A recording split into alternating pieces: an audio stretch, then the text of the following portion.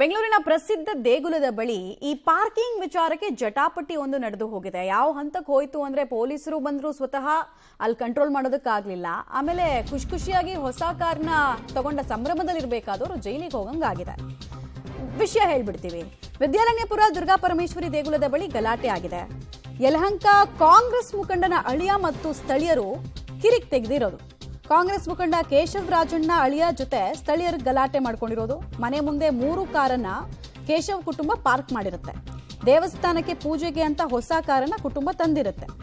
ಕೇಶವ ರಾಜಣ್ಣ ಅಳಿಯನ ಸ್ನೇಹಿತರು ಸೇರಿ 3ರನ್ನ ಈಗ ಅರೆಸ್ಟ್ ಮಾಡಲಾಗಿದೆ. ಯಾಕಂದ್ರೆ ಅಕ್ಕಪಕ್ಕದವ್ರಿಗೆಲ್ಲ ಕಿರಿಕಿರಿ ಆಗಿರುತ್ತೆ.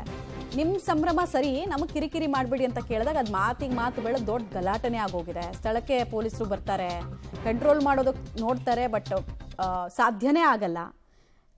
ಅನಂತರ FIR ಆಗುತ್ತೆ. ಕಾರ್ ತಗೊಂಡು ಖುಷಿಯಲ್ಲಿರ್ಬೇಕಾದವರು ಅರೆ ಕ್ಷಣ ಕೂಡ ಖುಷಿಯನ್ನು ಉಳಿಸ್ಕೊಳ್ಳಿಲ್ಲ.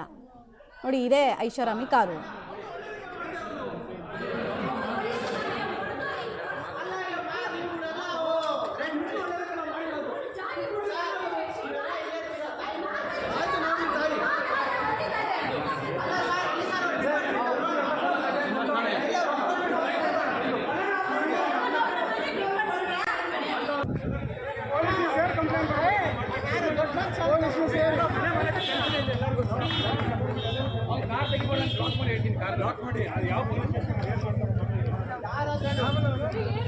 ವಿದ್ಯಾರಣ್ಯಪುರದ ದುರ್ಗಾ ಪರಮೇಶ್ವರಿ ದೇಗುಲದ ಪ್ರಧಾನ ಅರ್ಚಕರು ಆಗಿರುವಂತಹ ವಸಂತ್ ಕುಮಾರ್ ಅವರು ನಮ್ಮ ಜೊತೆ ಇದ್ದಾರೆ.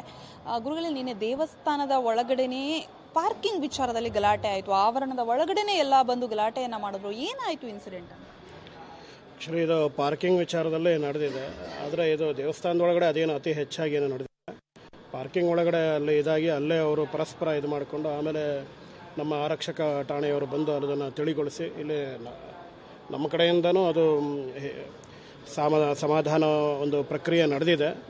ಅದು ಹೊಂದಾಣಿಕೆ ಆಗಿ ಇದು ಇವಾಗ ಒಂದು ಹಂತಕ್ಕೆ ತಲುಪಿದೆ. ಅದು ಹೀಗೆ ಅದು ವಿಪರೀತ ಅಂದ್ರೆ ಪೂಜೆ ಆಗಿತ್ತಾ? ಗಾಡಿ ಪೂಜೆ ಆಗಿತ್ತಾ?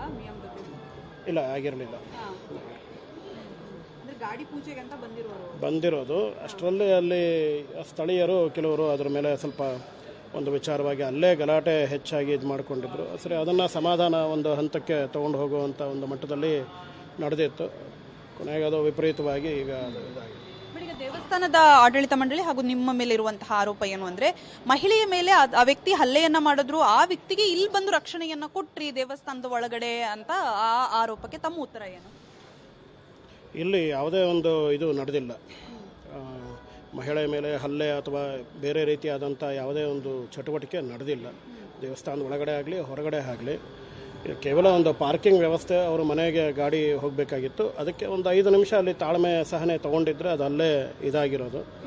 ಆದರೆ ಅದು ವಿಪರೀತ ಘಟ್ಟ ಒಂದು ತಲುಪಿದೆ. ಅದು ಕಾರಿನ ಮಾಲೀಕ ಇಲ್ಲಿ ಬಂದ್ರ, ಇಲ್ಲಿ ಒಳಗಡೆ ಬಂದ್ರು ಅಂತ?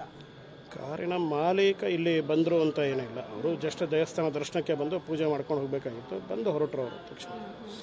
ಇಲ್ಲಿ ಯಾವುದೇ ಒಂದು ಅವಘಡ ಯಾವುದೋ ನಡೆದಿಲ್ಲ. ಅವರು ರಾಜಕೀಯ ಮುಖಂಡರ ಮಗ, ಪುತ್ರ, ಸಂಬಂಧಿಕ, ಸೊ ಹಾಗಾಗಿ ಅವರಿಗೆ ಇಲ್ಲಿ ರಕ್ಷಣೆಯನ್ನು ಕೊಡಲಾಯಿತು, ಈ ರೀತಿಯ ಅಲಿಗೇಷನ್ಸ್ಗಳು ಇಲ್ಲ. ಆ ಥರದ್ದು ಯಾವುದೇ ಇಲ್ಲ.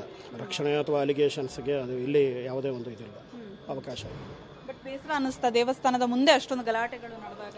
ಇದು ಸಹಜವಾಗಿ ನಡೀತಾ ಇರುತ್ತೆ. ಆದರೆ ಇದು ಒಂದು ಸ್ವಲ್ಪ ನಿನ್ನೆ ಅದು ಹೆಚ್ಚಾಗಿ ಇದಾಗಿದೆ ಅಷ್ಟೇ. ಇದಿಷ್ಟು ದೇವಸ್ಥಾನದ ಪ್ರಧಾನ ಅರ್ಚಕರು ಹೇಳ್ತಾ ಇರುವಂತಹ ಮಾತು. ಕ್ಯಾಮರಾ ಪರ್ಸನ್ ಪರಮೇಶ್ ಜೊತೆ ಪವಿತ್ರ ಕಡ್ತಲ, ಪಬ್ಲಿಕ್ ಟಿವಿ, ಬೆಂಗಳೂರು.